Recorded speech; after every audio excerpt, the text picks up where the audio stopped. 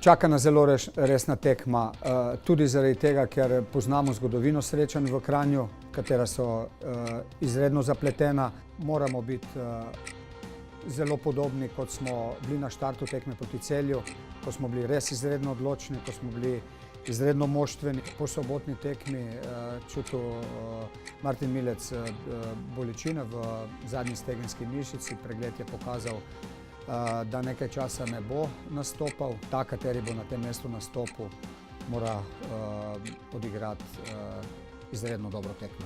Iz teh gostovanj želimo izvleči maksimum.